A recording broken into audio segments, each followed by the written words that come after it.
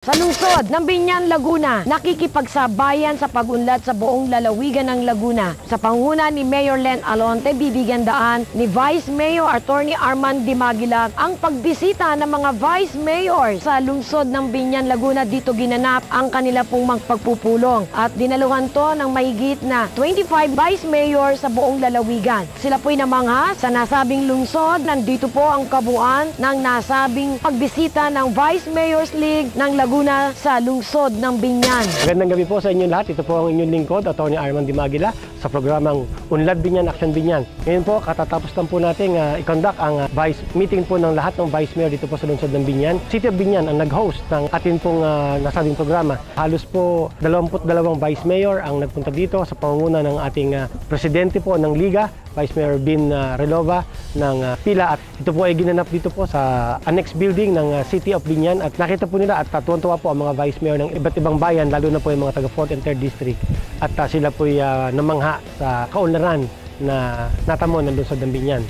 Tumutulong na kami noon pa. Pagbabalik lang din namin ng blessing na natatanggap ng Biñan, tumutulong kami dun sa mga 4th class and 5th class municipalities dito sa Laguna. Welcome naman yung twinning o yung sisterhood between Biñan and other municipalities. Napakaganda yung impact na unang-una makikita nila kung saan pa tayo pwedeng. Kumbaga yung mga magagaya nilang magandang mga proyekto dito sa Biñan. Sinabi ko nga sa mga Vice Mayor, say ko, pinagmamalaki ko kung gaano ako swerte sa Vice Mayor ko. Ang Vice Mayor ko rin, no, pinagmamalaki rin niya kung gaano siya kaswerte sa amin, sa aking relasyon, sa relasyon namin dalawa. Ang key lang naman dyan is give and take, at saka yung support and tiwala sa legislative and executive ay dapat laging intact. Moderno na ang kanilang bagong munisipyo, kaya talagang nakakapanibago. Pero ganoon pa man talagang papasalamat kami bilang first term na Vice Mayor din.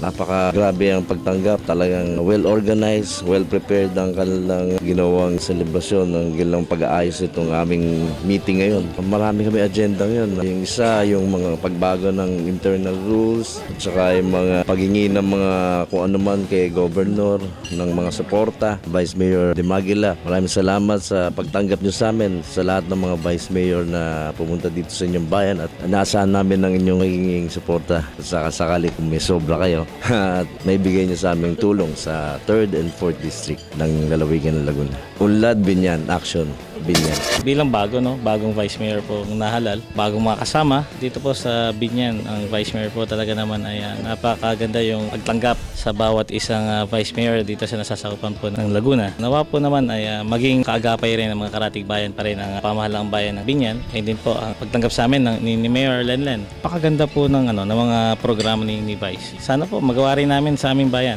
We will try na exert lahat ng aming kakayanan para rin makagawa ng mga ganitong klaseng programa. Congratulate our Mayor Len Alonte, at the same time yung pamunuan niya. Napakagaling. Unlad Biñan, Action Biñan.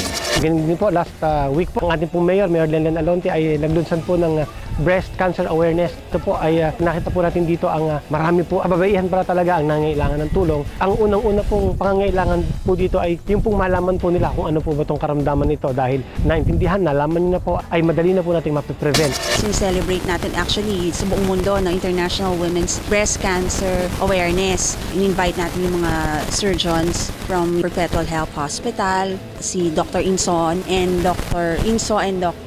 Santa Maria. Karamihan ng mga kababaihan ay talagang prone to breast cancer. Nakakalungkot naman isipin na maraming nasasawi dahil lamang sa kakulangan ng kaalaman nila tungkol dito. So, yun yung aming purpose. Naggawa rin kami ng partnership with Perpetual Health Hospital na magbibigay kami ng free mammogram testing sa kanila. Sa lahat naman ng laban, kailangan kilala natin sino kalaban, kung paano atakihin ng kalaban, and kailangan natin reinforcement. So, sinasay ko nga, kahit yung mga umaten, kung hindi man sila yung victim ng breast cancer at meron silang kapamilya na meron noon, importante rin ang gabay o ang support ng family sa mga may ganitong karamdaman. Recently rin po, sa pong ibalita sa inyo, dahil bago po ang ating sangguniang panlunsod, tayo po ay nagkakaroon ng mga trainings and seminars po para sa mga miyembro po, mga bago, at pati po yung mga dating miyembro ng sanggunian, para po yung pong mapag-aralan, ating pong inamyendahan ang ating internal rules, at nakita po natin na yung pong mga bago nating mga konsehal, bigyan niyo po kami hanggang sa 1 taon ang ating pong sesyon, matetelevise po ito sa internet, at para po lahat po ng mga kababayan natin ay makita po ang kaganapan, patuloy na nag-iisip ng mga gandang programa, resolusyon at ordinansa na makakatulong po dito po sa ating bayan.